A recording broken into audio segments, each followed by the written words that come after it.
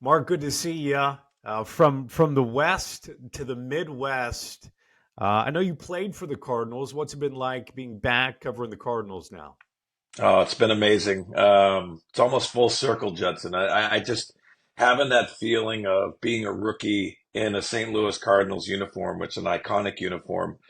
Um, I'll never forget it. Telling the first story is that my first game, everything was just so sped up. I was so nervous. It was my first time being a big leaguer and sitting there August 4th, 1995.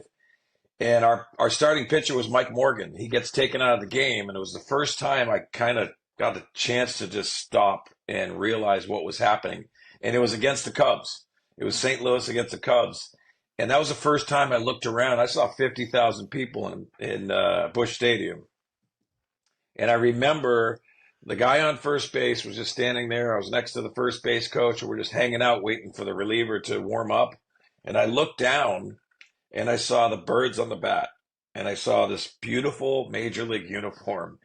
And I looked at it and I remember it because it kind of knocked some sense into me where the realization where I was. And I said, this is the most beautiful thing I've ever seen.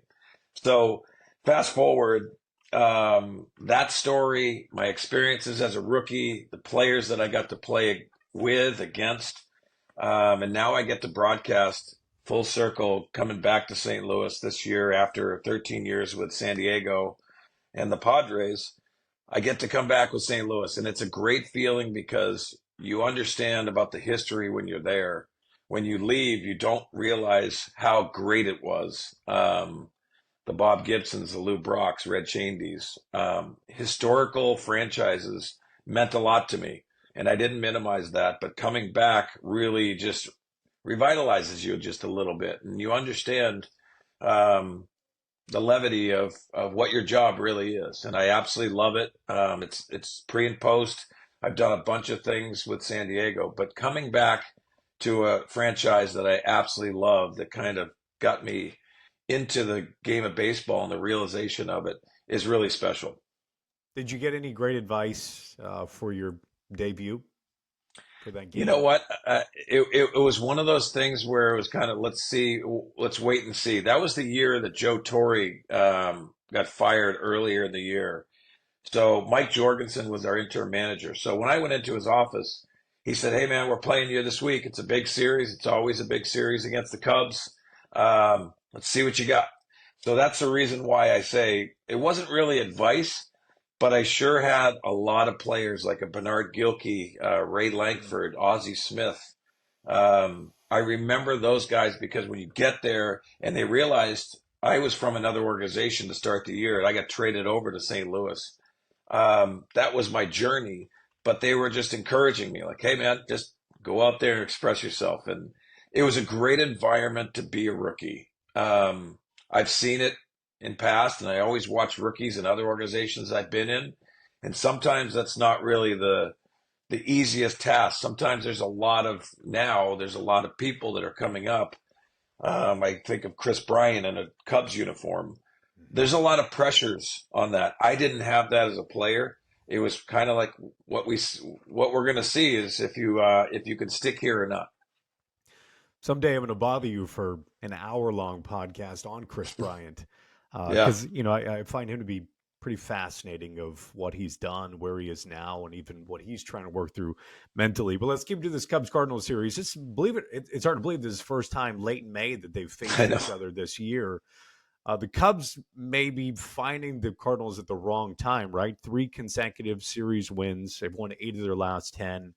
Got off to a rough start, but the Cardinals are they playing their best baseball of the season right now?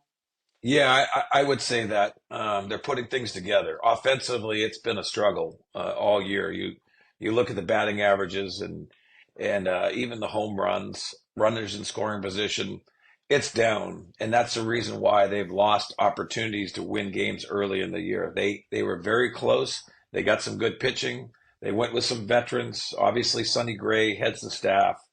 But they're playing better baseball. They're playing. They've always played good defense. Um, but I look at this team and say, they're not. identified yet. We're Jetson. They're always every team's trying to look for their identity early in the year, and we're almost to the third of the season, and that's basically when you feel like you have an identity. What are you? Um, this team's trying to establish it. They've done it very well. They've played Milwaukee twice already in the division, and Milwaukee handed it to them. That was kind of a litmus test for them to see where they were, and they kind of failed that first test. But they are a different team. After the last Milwaukee series, they split. I think they split. No, they lost. They lost the first three of a 4-game series. They won the last one, and then they went to Anaheim, and then they started playing inspired baseball. So the 4 series you're talking about, they started winning series. And I think that's what you have to do to get back into it, feel good about yourself. But until you really get to 500, I think in this game, I think that's when you feel like, okay, now we can make a run. We know what we're doing. They haven't done that yet, but they are playing better baseball. Yeah, I think Wilson Contreras had a 172 ops plus when he went down. Just a brutal injury, a broken Yeah. arm, trying to move up behind home plate. It, were things going better for him? It's always, and you know much better than I do, but it seems like it would be a real challenge. You spend your whole career with one organization, Right. minor league all the way up. Contreras goes to the Cardinals, not only a new organization, but taking over for Yadier Molina. No thanks. Would rather be the Right. guy after the next guy. But Right. how were things going for Wilson Contreras, and what happened in that injury? He looked like a different guy to give you the impression because I wasn't there last year through all of his trials and tribulations, but I've also seen stars come from another organization and try to set that standard in the new uniform. And sometimes that first year is really difficult. It's not surprising when it is difficult, but you could hear Contreras in spring training realize that this is a place that he feels more comfortable with now. I think a lot of guys, put a lot of pressure on himself. I think he accepts pressure, and I think that's a good thing. That being said, this year just felt like it was part of his team. He had some new guys to work with, some veteran guys that were like, "Hey, let's hunker together." Sonny Gray is very appreciative of how he wants his catcher to perform behind the plate. I think a lot of those factors happened, but offensively, we know what he can do. I mean, you saw it in a Cubs uniform. This is an elite player when he is on point, and he looked the part. He was swinging the bat well, had some home runs. He was really the outlier of the offense at the beginning of the year. Getting to that injury, I think it really becomes where is this catching position happening? Because you go down to spring training and you see all of these techniques trying to steal strikes. And it's like, well, let's just execute and sticking the pitches. Some of these guys are so offensively minded that I don't think they work defensively. So they try to teach this aspect of catching where you're swiping the glove up and you're not sticking the pitch on the bottom.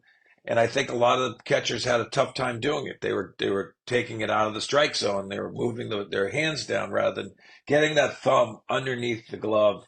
So they started swiping up a little bit, thinking that they could steal strikes. To do so, you have to move up a little bit. And that's what's happened. I know a lot of people have talked about it, but Contreras got himself in a position against JD Martinez where he got too close and he's trying to swipe up and his arms exposed. And we've seen the numbers, Judson, and you probably talked about them on your show, that the catcher's interference is happening at an alarming rate. And they're exposed to that. They're trying to get strikes, but they're also giving free base runners, changing the scenarios of a pitcher executing his pitch, and all of a sudden now they're getting a free base. It's extended, more pitches. I just don't understand the concept. Unfortunately, for Wilson Contreras, he's the one that bears the bad news and has the forearm injury, which was devastating to the St. Louis Cardinals. They have played well without him in the lineup, but it's a different team without him in the lineup for sure. One of the biggest acquisitions for the Cubs this offseason. He's not going to be in the lineup. He's the guy filling out the lineup. Uh, you know about everyone around the game of baseball. Do you know Craig Counsell? What do you make of him as a manager, what he does so well? And what did you make of the Cubs really they set a record mark with the contract they were willing to give Greg Yeah. Counsell. I'm sure you understand why. Yeah, it's hard to quantify the top managers in the game because there's so many dynamics. Right. Who is really giving you that aspect where you have a guy in control? Because I think every single year brings its challenges of how you manage a 26-man roster and above. I've always said this, Judson, that I think Craig Counsell is the top five manager, and I've said this for years because of the way he handles himself, his composure when things are tough. I always try to evaluate when things are going wrong rather than when things are going right. And I've always looked at it that way. But also, I think it comes from me as a player. I was over the railing evaluating everything so I could be a little bit smarter in my situations. So I try to give that perspective even when I'm doing the broadcasting aspect to it. I watched the game through a different lens because I was closer than the guy in the first row behind our dugout. And I say that with all due respect because I had to watch aspects of the game. Going back, I think Craig Counsell handles situations very consistently. I think it was a great hire for them to obviously get him from Milwaukee, a division rival. But I think he just handles the game right. I've also done some games where I've been in his office and I hear how he handles the media, how he handles situations, how he talks his players up, but also he also has accountability. And I think that's a huge thing to have because when you can't trick the players when you're around every single day, you need a manager that tells you the truth. And I feel like he does that with all due respect to every player and every individual situation. So I think the world of him. I just don't know. Excuse me. I don't know how to quantify the best manager in the game, but he has to be in that conversation. Yeah, he certainly does. And probably the best way to quantify is by wins and losses, and by also taking a look at the roster that you've had. And so, with that comp at Milwaukee, as many playoff runs as he has, it's Right. rather easy to fit him in that top five of managers, and why Jed Hoyer would set that record mark with the contract that Right. they gave him. He has not had to have many tough conversations with Shota Imanaga, who No, he who I isn't. believe is going to go in game one of this series. Um, One of the things I love about watching Shota is, he's not sitting 98, 99. Right. As you know from watching from the dugouts, you can see a great fastball by a late swing. It doesn't always have Hmm. to light up a radar gun. It's just how it comes out of the hand, how the ball is hidden, if the hitter doesn't see it really well. Another guy, perhaps my favorite Cub of recent years, maybe Javier Assad. Number one is because Yep. he'll fill any role on the mound. But two, especially if you watched Team Mexico in the World Baseball Hmm. Classic, they used him in some late innings, and he hit this gear of like 96, 97, 98. But if you watch him at a starter, he will sit 92, 94 and will reach Yeah. back 95, 96 when he finds it. Kind of a bigger picture, Mark, of all of the injuries that we've seen, all of the Tommy John. Do you Hmm. think that we could go to a place where teams say, listen, we need these good pitchers to just be around more and Right. not miss a year and a half or whatever it is? Could we dial back how often we are sitting at 95 to 99% effort and more 80% and be able to work more like a Javier Assad, 92, 94, reach 95, 96, 97 when you need it? Or do you think the game is just spin, spin, spin, velocity, velocity, velocity? Well, I mean, to answer that question, I hope so. I hope Yeah. it gets to that point. Um, I'll say this, and it's not the old school approach. It's just being smart, and also the variations of a pitching staff. Everyone throws hard now. If you don't throw hard, there's only so many Kyle Hendricks out there that give you a different look. But Kyle Hendricks benefits everyone on that staff to be able to give that different look, to be able to have a reliever come in the back behind that and give you different looks, whether it's an arm angle or velocity. Um, I'm worried about the game when everything's redlining. I Yeah. am worried about that. I hear John Smoltz talk about it, and he is spot on because it's arm injuries, but also it's the 5 innings and I'm done. Um, I think the game needs to see more pitchers go 7 innings, and then you can say, well, that's a really good outing. That's a really good. I can't say a really good outing with 5 innings. I Right. really can't. I try to refrain from it because I know it's a standard now because it's a reliever game. But I think it goes hand in hand. If these guys understand how to pitch, how to move the ball, and they are moving it with velocity too. I'm not trying to say that, but I just think the game needs to do that. I just don't know how they get there because it's seeking the swing and miss. It's seeking I gotta do this as much as I can. To your point, spin the baseball.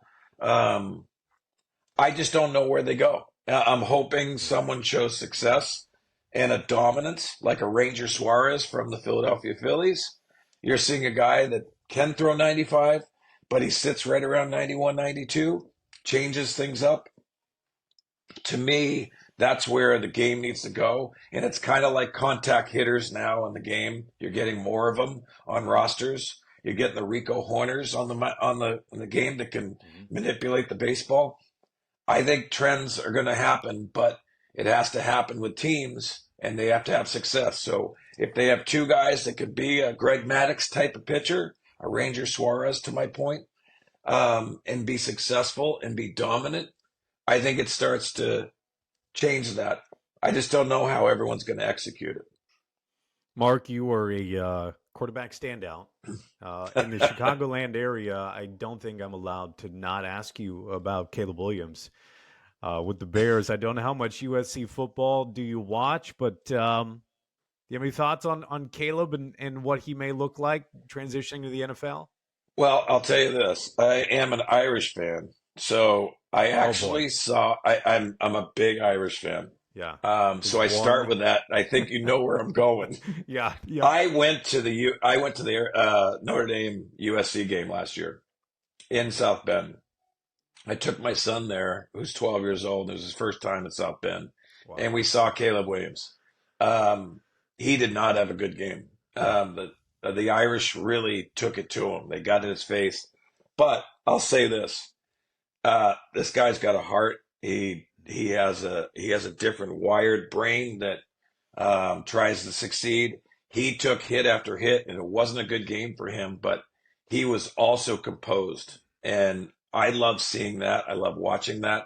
Um, Being the first overall pick comes with those challenges, um, but I wouldn't bet against him. I'll put it that way. I love that my Irish beat him at that particular day, but this is a guy that he's going to be special. I think he's going to change that dynamic. They're looking for that it factor with the quarterback position. Obviously, I think everyone is. So I wish him all the luck, and I'd love to see the Bears have a really established quarterback that can get the stuff done, especially on every Sunday. It's interesting that the game that may be used the most to insult him, not that you did, but you spend enough time talking about Caleb Williams, you're going to find yourself talking about that Notre Dame game. Yeah, If you want to knock him down, that may be Ryan Pohl's favorite game right. because of what you said. Yeah, You know, you have to when you find somebody that's going through adversity and everything's not great. He didn't throw 5 touchdowns against Notre Dame in South Bend. He struggled, but also he never showed it. I mean, there was frustration, obviously, and you could see it sometimes on his face, but his composure and his want to go out there and try to pull that game off. Listen, all facets were working against him. It wasn't just Caleb Williams. Obviously, right. USC had some shortcomings. Um, this is a guy that has an it factor for sure. Mark, I don't text you as much as I used to, but you always make yourself available. Great to talk. Should be a fun series. Look forward to it. Thanks for your time. Thank you. And Judson, I'll say this first. I don't want to miss this. Chip Carey and Joe Buck are doing this first game, Oh, and it's one this of is the those. one. This is one of the nostalgia things, and Yeah. I'm really extra special excited because I was in St. Louis with Joe Buck, and also I think the world of Chip Carey. He's very good. This is going to be a special broadcast to bring back a lot of good memories. Mark, thanks for your time. I appreciate it, Judson. Thanks for having me.